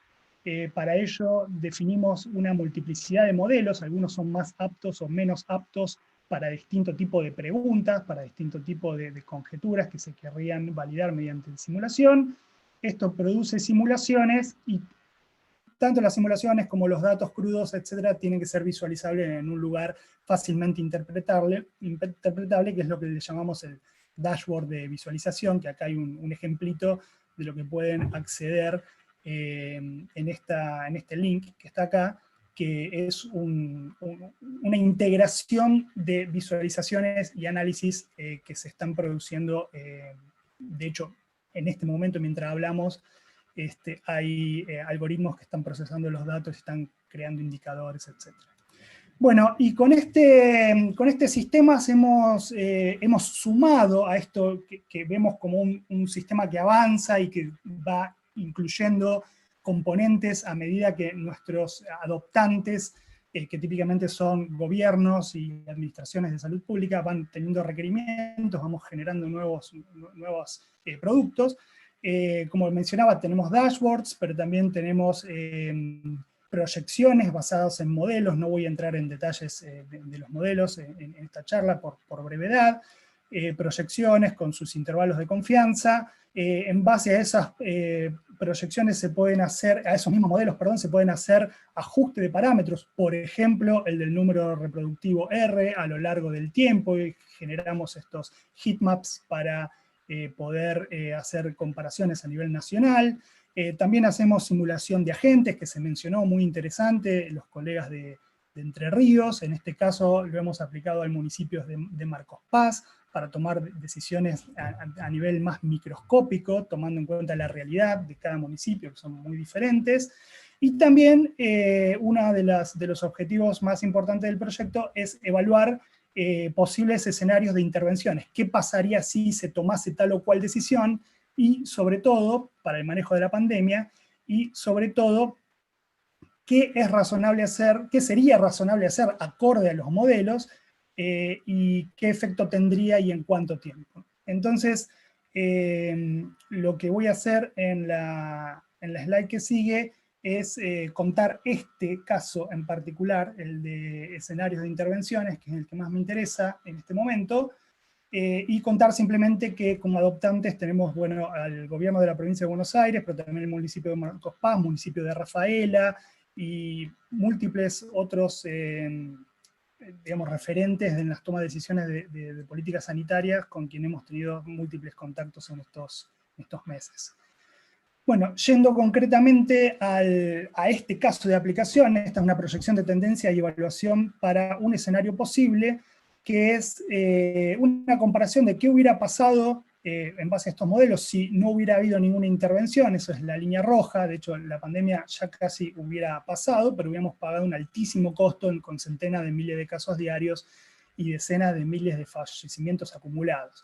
Bueno, eso no pasó, ya lo sabemos, porque entró en vigencia el aislamiento selectivo, el aislamiento social preventivo y obligatorio.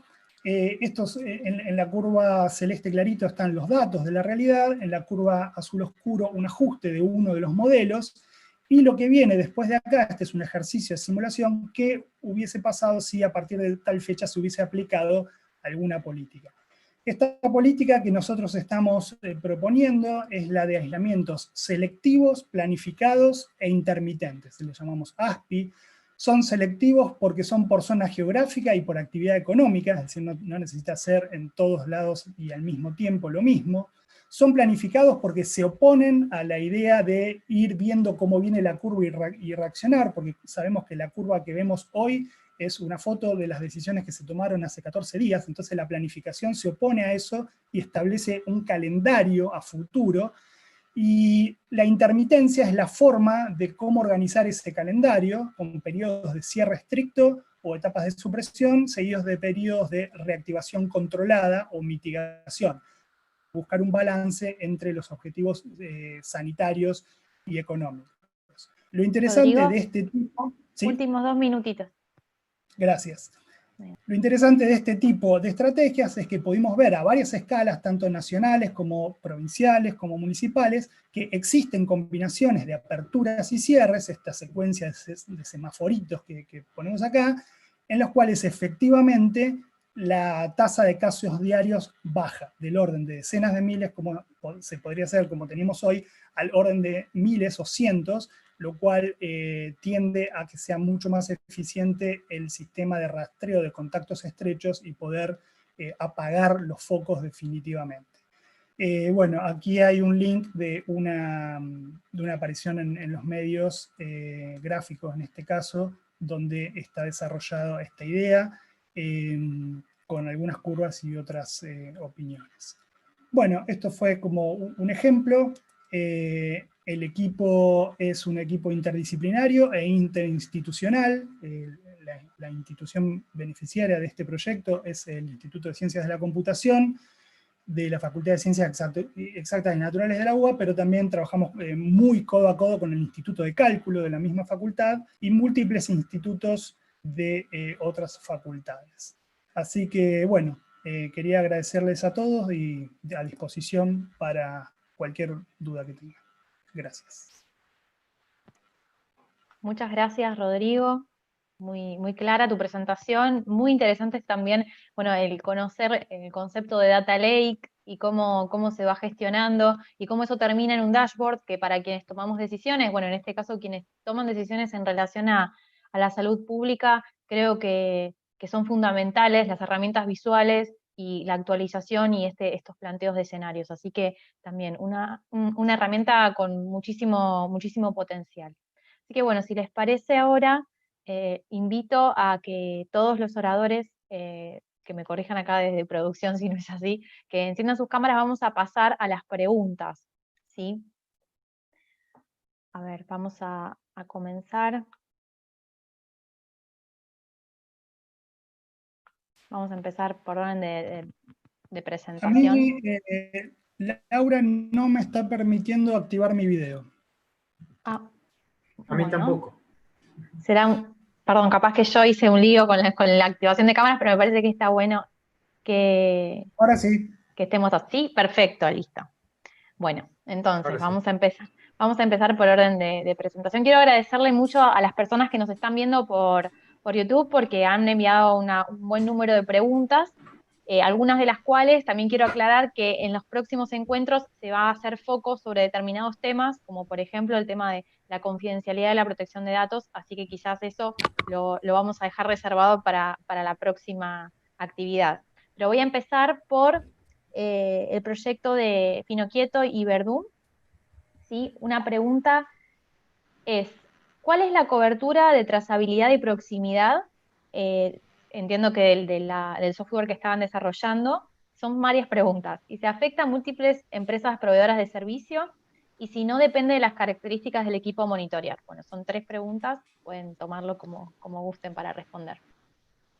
Bueno, en primer lugar, por ahí para tratar de aclarar, en general la idea es que estos datos los junta y los recolecta el propio dispositivo a través de los recursos que tiene. Por lo tanto, no hay una dependencia de terceros, como puede ser un operador, sino que son datos que puede juntar de manera totalmente autónoma el teléfono, incluso conservarlos. Lo digo porque también puede ser una decisión del usuario qué compartir y qué no compartir. Por lo tanto, a nivel de cobertura, en principio no vemos una limitación.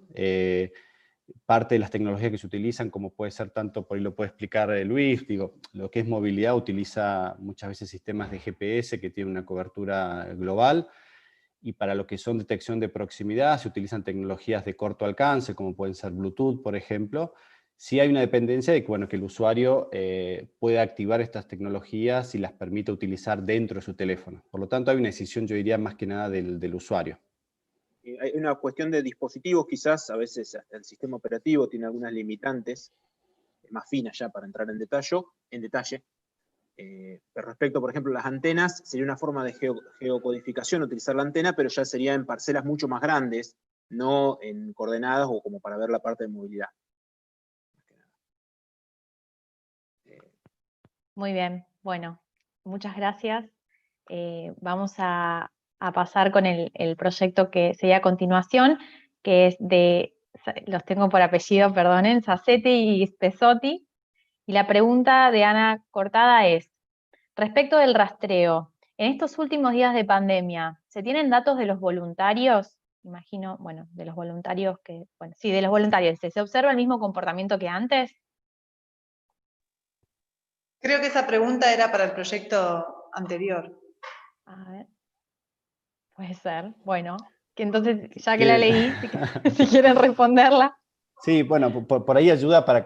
en nuestro caso, bueno, nosotros estamos tratando de desarrollar una tecnología, por lo tanto no es que estamos juntando información. En el caso nuestro estamos haciendo experimentos, los cuales son controlados, se están haciendo para determinar, por lo tanto no estamos accediendo a información, esto no es una aplicación, esto es para lo que es la proximidad.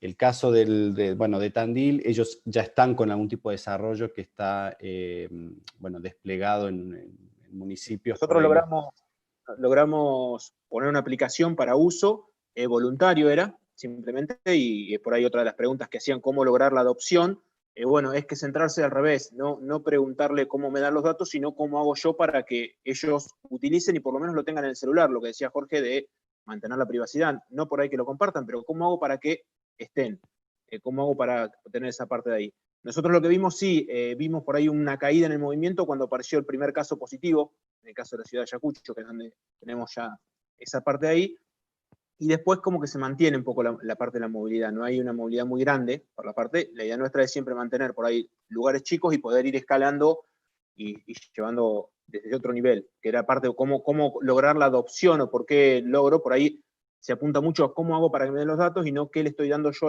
al usuario y qué servicio le puedo brindar, qué cosas puedo llevar, la parte de cómo lo ayudo. Por ejemplo, Enzo comenzaba de cuánto camina o cuánto no una persona. Entonces, por ahí ayudarlo incluso hasta con ese estilo de cosas, ya que tenemos los sensores, ver cuánto está caminando por día, caminó o no. Ese estilo de cosas interdisciplinarias que por ahí combinan y ayudan no solo a la adopción, sino también a una mejoría. Muy bien, bueno, gracias. Ahora sí, Ingrid, una pregunta dirigida a vos.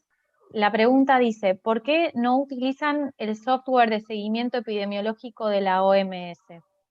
Sí, nosotros antes de hacer desarrollos e implementaciones, lo que hacemos es un estudio de cuestiones que ya están implementadas o ya se están trabajando. Nosotros revisamos GoData, que es el de la OMS, está muy bueno el software, el problema que tiene, no sería un problema, pero nosotros buscamos integrar datos e información. GoData está hecho solamente para el seguimiento de pacientes para diferentes epidemias, pero solo para epidemias. Nosotros el sistema que estamos usando permite integrar e interoperar con otros sistemas, como en este caso que es CISA, permite tener el registro de lo que es la historia clínica digital y a su vez la dispensa de medicamentos, estamos trabajando en receta digital y todo quedaría integrado en el mismo sistema y nos permitiría compartir esa información con otros sistemas de información. Perfecto, es un tema más de soberanía también y entonces de funcionalidades que necesitan. Bien, y hay otra pregunta que dice, ¿el sistema de información se encuentra implementado en algún municipio oficialmente y cómo se accede al mismo? Sí, nosotros tenemos en Diamante, que es donde yo trabajo, en el municipio de Diamante, tenemos el sistema implementado. están en otras instituciones dentro de la provincia también. Nosotros tenemos un mail institucional que es de la Cátedra de Salud Pública, que es de la universidad, que es saludpublica@ingeniería.uner.edu.ar. Si les interesa, pueden mandar un mail ahí y nos contactamos. El software es libre y hay un repositorio también en GitLab que pueden descargar los módulos y los desarrollos que hemos hecho. Muy bien. Bueno, muchas gracias. Gracias. Ahora vamos a hacer una pregunta a Enzo Carla, de María Inés Lund. Pregunta, ¿cómo toman los datos de Twitter, de las noticias, etcétera? Twitter mismo tiene lo que se llama una API, que es una aplicación para que los programadores interactúen. Y bueno, entonces uno puede, con ciertos criterios de búsqueda, ¿no?, obtener los tweets que cumplan ciertos requisitos, por ejemplo, que se traten sobre el coronavirus o que tengan links de noticias de distintos medios y demás. Hay algunas limitaciones que tiene, ¿no? Por supuesto uno no puede hacerlo de forma completamente masiva, algo que me parece fue preguntado antes y me parece muy bueno aclararlo, es que hay muchas salvaguardas de privacidad. Por ejemplo, uno no puede obtener la ubicación automáticamente, a menos que consienta el usuario a darla, por ejemplo. Uno no tiene datos que automáticamente permitan romperla, digamos, quién es el anónimo usuario de la cuenta, eso por supuesto no existe. Y después, dentro de cierto intervalo de tiempo, entonces uno tiene acceso a tweets que cumplen ciertas características. Ahora, digamos, gracias al financiamiento ¿no?, de recibo de proyectos, podemos incluso expandir eso más y empezar, por ejemplo, a explorar qué es lo que pasó desde el comienzo, ¿no?, de la cuarentena, y hacer un trazado más cronológico exhaustivo.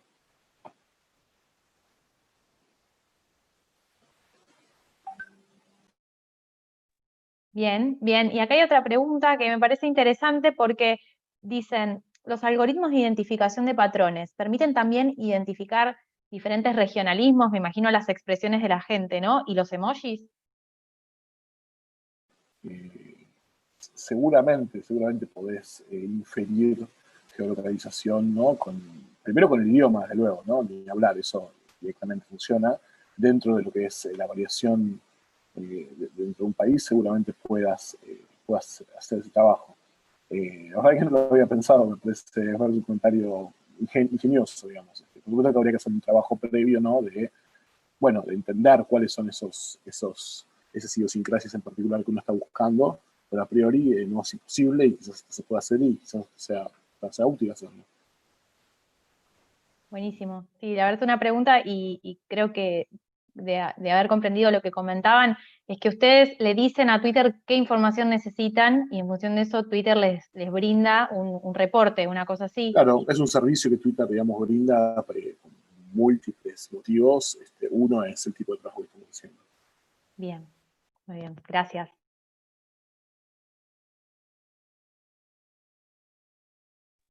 Continuamos con el proyecto, sí, ahí está, con el proyecto de Carlos y Silvina. Noel González pregunta, ¿el modelo se va adaptando según los datos que se van generando todos los días? Sí, sí, así es. Tenemos que estar continuamente actualizados respecto de, sobre todo nosotros, como les decía, seguimos mucho la cantidad de camas ocupadas por COVID en UTI, y bueno, y fallecimientos. Porque, bueno, esto de los contagios, casos reportados, por ahí carecen de fiabilidad, entonces, sobre todo camas de UTI y fallecimientos. Sí. Muy bien. Silvina. Sí, como dijo Carlos, es diario y a veces cuesta conseguirlo, pero vamos haciendo la búsqueda diaria. ¿Y cómo articulan ahí las bases de información, no? Carlos, un poco personales, o sea, lo vamos tomando con referentes personales, porque como te decía él, por allí los que manejan el CISA saben que la información va con un retraso en la carga de datos, por lo cual esa información a nosotros no nos digamos, no nos sirve para tenerla así diaria. Entonces por allí, buscando algún referente de los distintos lugares y demás. Y bueno, nuestra universidad, nuestra facultad de ingeniería está muy metida en la sociedad, por suerte, y tenemos colegas, alumnos y demás en todas las UTIs de Paraná. Así que semanalmente, o a veces más seguido, dependiendo de la necesidad, se hace toda una recorrida sobre referentes puntuales en cada una de las UTIs para terminar de corroborar los datos que tenemos, ¿no? De otra forma, no sería factible seguirlo diariamente, digamos. Bien. Bueno, de ahí la importancia de los sistemas, ¿no? Y cómo ir articulando toda esa información que la tienen las personas en alguna base compartida. Es un gran desafío para todo el Estado, ¿no? Es un Bueno, gran desafío. gracias. Vamos a ir con el proyecto de Rodrigo. Rodrigo, una pregunta que hace Norberto Scarlato para vos es: ¿cuántas muertes habrían habido en la situación de intervención de ningún tipo? Bueno, ahí lo que hay que hacer es aplicar directamente a toda la población el índice de fatalidad conocido, que es el del 0,3%, promedio internacional, y eso hubiera dado centenas de miles de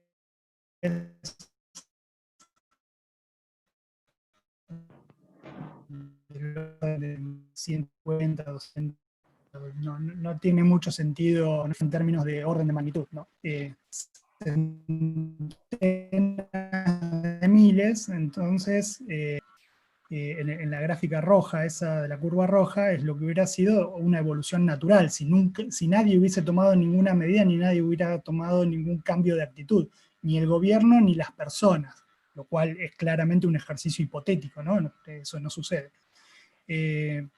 Sí. ¿Nos podés repetir el número? Porque justo ahí hubo un problemita de conectividad y se escuchó totalmente distorsionado el número, que todos estábamos esperando eso y no lo... En el orden de centenas de miles, entre 100 y 200.000, ahí se pueden aplicar distintos factores que se pueden tomar de distintos ejemplos en otros casos conocidos del mundo, entonces son extrapolaciones que conviene no dar una cifra precisa porque es inútil. Pero lo que sí es útil es hablar del orden de magnitud, ¿no? Bien, que es lo que se previó. Perfecto. Bueno, acá están también pidiendo el enlace a los dashboards que mostraste, que me imagino que, bueno, después en todo caso lo puede... Están los slides. Están en los slides. No sé si puedo escribir en el chat acá, pero no lo va a ver la gente. Bueno, no sé. Igualmente, como esto queda grabado en el canal de la agencia, lo van a poder revisar, puedo repetir todas las veces que lo quieran escuchar, poner pausa, copiar y demás, así que quédense tranquilos que va a estar disponible. Y después una última pregunta que dice: ¿es estimativa la curva de pico natural? Si es estimativa la curva de pico natural, bueno, es una curva producida por una simulación que obedece a un modelo. Entonces, siempre es una simplificación de la realidad y depende de la precisión del modelo. Estos modelos son modelos que son conocidos, muy conocidos en epidemiología. Yo quiero aclarar que gran parte de las cosas que hacemos no son ciencia de punta, son ciencia aplicada. Es más bien ingeniería / ciencia aplicada, es aplicar cosas que se conocen por décadas en la disciplina de la epidemiología cuantitativa, aplicarlas con un foco muy, muy concentrado en nuestra realidad, en nuestro país. Entonces, si esos modelos están bien aproximados, entonces hay un buen nivel de confianza de que va a estar dentro del orden de magnitud el resultado matemático computacional que está ofreciendo el modelo. Bien, y la última, que esta te la pregunto yo, porque es también muchas veces algo que tanto desde el sistema de salud, desde quienes diseñamos las políticas públicas y desde la propia gente, preguntan por este aislamiento famoso selectivo e intermitente, ¿no? Que tiene que ver con quizás lo que se vio en principio que se pudo aplicar en las sociedades orientales. ¿Cómo lo ves a nivel occidental y en particular con nuestra propia idiosincrasia, ¿no? Bueno, sí. Este esquema le pusimos un nombre para que sea pegadizo, digamos. una lección aprendida de que nos llamen un montón de periodistas, a gente con la cual jamás hemos tenido contacto con la prensa y de repente tener que responder tantas veces. Bueno, una de las lecciones aprendidas es que si no generás un eslogan nadie entiende nada.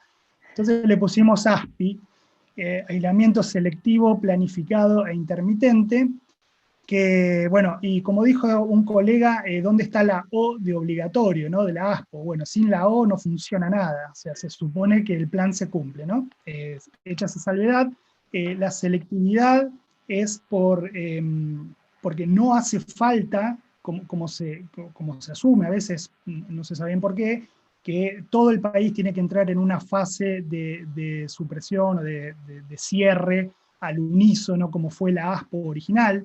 Esto puede ser selectivo por locación y por sector socioeconómico, ¿sí?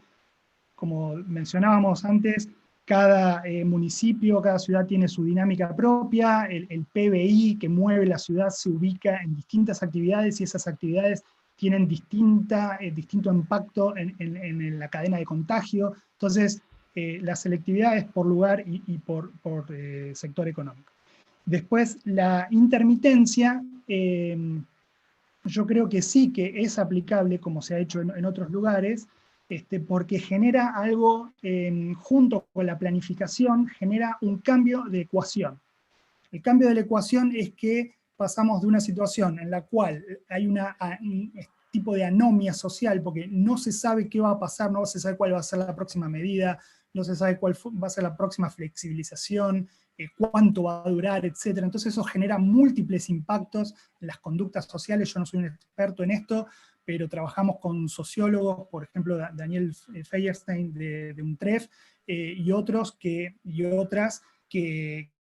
avalan un poco este tipo de idea, y lo cambiamos por la planificación. La planificación es tener un calendario, es que la gente sepa cuándo se va a abrir, cuándo se va a cerrar, cuáles actividades se van a impactar, cuáles no. Y eso cambia la ecuación porque genera una posibilidad de compromiso en vez de Estado versus la sociedad que quiere salir y el Estado que quiere cerrar. Es como un objetivo conjunto. Entonces sí creo que en nuestra sociedad es posible aplicar eso con el sustento de que uno claramente lo primero que se pregunta es, pero si hago eso, ¿va a funcionar? O, cambiando la pregunta, ¿habría alguna posibilidad razonable de que eso funcione?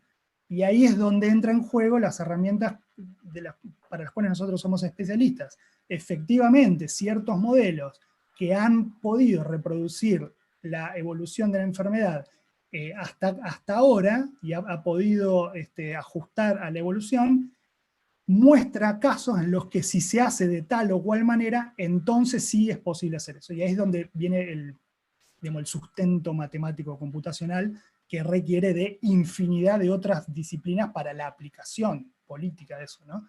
Que se escapa a un modelo totalmente. Así que con todo esto quiero decir que sí que creo que es posible. Bueno, Rodrigo, clarísimo, muchísimas gracias a vos, gracias a todos y a todas quienes hoy construyeron este panel, este espacio de discusión, de presentación de iniciativas, y para ir dando cierre, quiero invitar a todos y a todas a que se sigan sumando a los próximos encuentros que quedan, que son todos los jueves del mes de octubre a las 16 horas, que estamos previendo más o menos esta duración de 1 hora y media, 2 horas, en realidad, que el próximo, por lo que me comentan por acá, va a ser sobre la capacidad, bueno, obviamente del Estado para el tratamiento de datos personales, que es un tema muy, muy controversial, ¿no? Para ver cómo se maneja, cuál es el límite entre la privacidad y lo que es requerido para garantizar un buen servicio de salud. Así que va a ser una mesa hiper interesante, tanto como esta. Acá me dicen, no, el próximo eso de los privados, bueno, se van a tratar muchos temas muy interesantes, siempre están más que invitados. Agradecemos muchísimo la atención que nos siguieron hasta este momento, y bueno, como siempre, y para cerrar, en relación a hoy que fue a través del canal de Agencia, los próximos encuentros serán en el canal de MinSit, pero tuvimos este capítulo especial por las políticas que pudimos llevar adelante, este programa IT COVID, que ha traído buenos resultados. Hoy presentamos específicamente los que están trabajando en inteligencia artificial y ciencia de datos, pero tenemos, como habrán visto, sistemas de detección, equipamientos médicos que ayudan a sostener a las personas que están con la enfermedad y en un cuadro grave, tratamientos como el suero equino. Bueno, hay un buen número de desarrollos que nacieron en el seno de nuestro sistema de ciencia y tecnología, que está compuesto por las instituciones públicas, las universidades, centros de investigación, que por ejemplo, por supuesto las empresas también son un eslabón esencial para llevar esto en volúmenes suficientes, y bueno, desde un Estado presente, un Estado que articula, un Estado que invierte y un Estado que está atento a las oportunidades para que su población tenga una vida bueno, lo más digna posible en esta pandemia que nos ha golpeado tanto. Así que bueno, nuevamente, muchísimas gracias a todos y a todas, y las esperamos en las próximas ediciones. Hasta pronto. Gracias. Gracias, pronto. Gracias. Chao, gracias a todos. Gracias, chao.